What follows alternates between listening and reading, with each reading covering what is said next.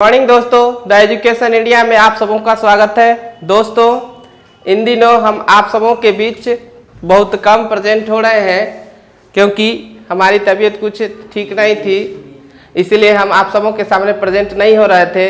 आज फिर से आपके सामने उपस्थित हैं एक नए चीज़ के साथ, क्योंकि इन दिनों लगातार सभी लोग को देखते हैं कि ग्रुप डी के तैयारी में लगे हुए हैं। हम भी कुछ सोच के ही आप सबों के सामने आपको जहां तक मदद हो सके उसी मदद के ख्याल से जब तबीयत ठीक हुआ है तो आपके सामने उपस्थित हूं ग्रुप डी स्पेशल क्वेश्चन को लेकर, जिसमें हमसे जहां तक बनेगा आपको मदद करेंगे। तो आइए देखते हैं कि ग्रुप डी स्पेशल में हम क्या लेकर आए हैं। तो आइए शुरू करते हैं आज का क्लास। आज के क्लास शुरू करने से पहले को बता दें कि आज प्रश्न लिखा हुआ आप नहीं देख रहे हैं। हम प्रश्न यूं ही पहले बोल देते हैं कि कोई बहुभुज है जिसमें आंतरिक कोणों का योग 1260 है। क्वेश्चन हम लिखते हैं। पहला क्वेश्चन, किसी बहुभुज के आंतरिक कोण 1260 है, 1260 डिग्री है, तो भुजाओं की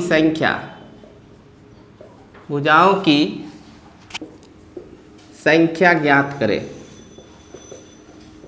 ये इस रेलवे में कितना बार ये प्रश्न पूछ चुका है दोस्तों। इस प्रकार के प्रश्न को हम कैसे बनाएंगे, तो इसके लिए एक सूत्र आप ध्यान रखिएगा कि बहुभुज के आंतरिक कोण का जो योग होता है वो होता है n-2 इंटू 180 डिग्री, और ये कितना दे चुका है 1260 दे। यहाँ से इम्प्लाइज करेंगे, 0 से 0 काट देते हैं, 18 से काटेंगे, 18 सते 26 से 126, n-2 बराबर 7, तो n बराबर कितना 2 इधर जाएगा तो 7 2 9, यानी कि 9 भुजा होगा। किसी बहुभुज के आंतरिक कोण यदि 1260 डिग्री हो तो भुजाओं की संख्या ज्ञात करने के लिए जब बोले तो ये सूत्र इस्तेमाल कीजिएगा।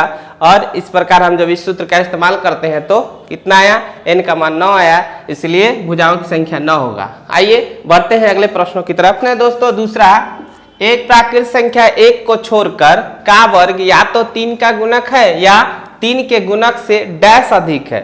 ऑप्शन है कि कितना अधिक है, ये इसमें भरना है, 2 अधिक है कि 3 अधिक है कि 4 अधिक है कि 1 अधिक है।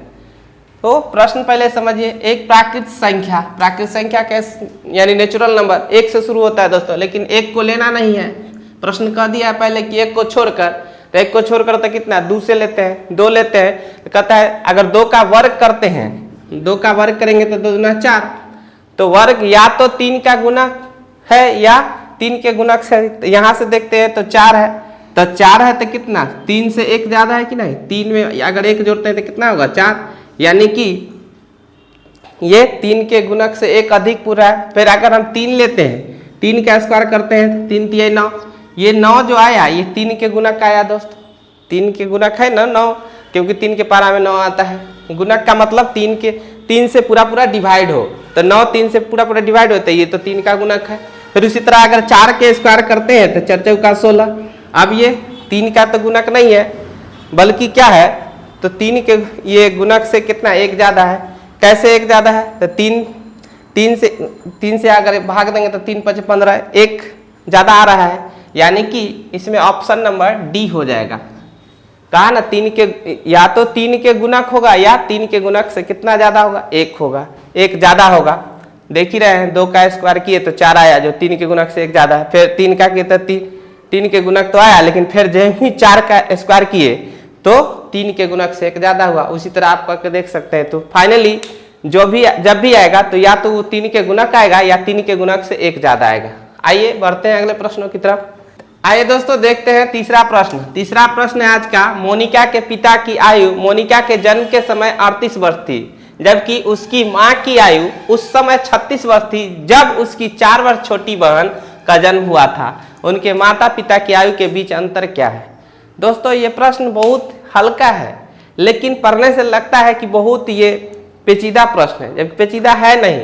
प्रश्न हल्का ही होता है, सिर्फ उसको समझना कठिन है। अगर ये प्रश्न समझिएगा तुरंत बन जाएगा, नहीं समझिएगा नहीं बनेगा। ग्रुप डी यही करता है, वो क्वेश्चन भारी नहीं देता, वो क्वेश्चन हल्के ही देता है, लेकिन थोड़ा सा घुमा के देता है। ये प्रश्न को फिर से पढ़ते हैं। आइए, मोनिका के पिता की आयु मोनिका के जन्म के समय 38 वर्ष थी, जबकि उसकी मां की आयु उस समय 36 वर्ष थी जब उसके 4 वर्ष छोटी बहन का जन्म हुआ था। पिता की आयु 38 वर्ष थी और मां की आयु कब 36 वर्ष थी? जब उससे 4 वर्ष छोटी बहन का जन्म हुआ था उस समय। तो उनके माता पिता के बीच का अंतर पूछ रहा है। तो यहाँ से देखा जाए ये 38 वर्ष या 36 वर्ष, ये दोनों के बीच अंतर कितना? 2। और ये 36 वर्ष कब थी? जब उससे 4 वर्ष छोटी बहन का जन्म हुआ। तो 4 वर्ष वो और 2 वर्ष ये, टोटल 6 वर्ष का अंतर, यानी कि ऑप्शन नंबर बी। कहाँ बनाने का कुछ था ही नहीं, क्या बोले थे? ये बहुत प्रश्न सिर्फ घुमाया गया है। आइए देखते हैं अगले प्रश्न को। अगला प्रश्न है दोस्तों चौथा। पाइप ए एक खाली टंकी को 5 घंटों में भर सकता है और पाइप बी को इसे भरने में 6.25 घंटों का समय लगता है।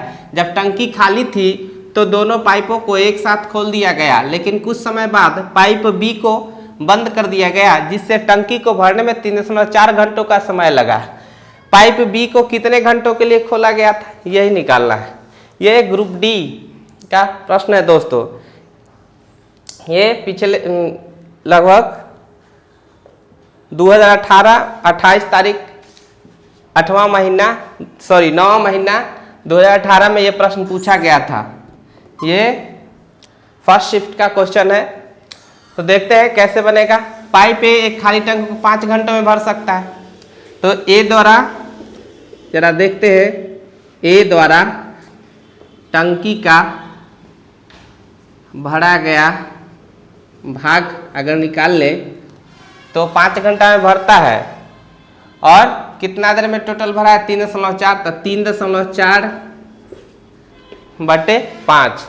यहाँ से अगर दशमलव तोड़ते हैं तो ये 0, ये 17 दूना 34 और 25 दूना 50, यानी 17 बटे 25 भाग। टंकी कितना भाग ए भर देगा। तो शेष कितना बचा भाग? शेष बचे भाग 1 में से 17 बटे 25 घटा देंगे तो 1 माइनस 17 बटे 25 कुछ नहीं, 25 में से 17 घटाइए, 17 3 20 5 25, 8 बटे 25 भाग। 8 बटे 25 भाग को कौन भरेगा दोस्तों? ये बी भरेगा। बी कितना देर में भरता है? 6.25 घंटों में। इसलिए बी क्या पूछा है कि पाइप बी को कितने घंटे के लिए खोला गया था? तो हो जाएगा 8 बटे 25 आगुने कितना देर में भरता है? 6.25 घंटे में। यहाँ दशमलव तोड़ देते हैं तो 100 काटते हैं, 25 पंचे 25 25 है 625, 25 चौका 100, 4 दूना 8, यानी कि बी को 2 घंटे के लिए खोला गया था। Option number B. तो इस प्रकार हम ऐसे प्रश्नों को कर सकते हैं आसानी से और इजी वे में।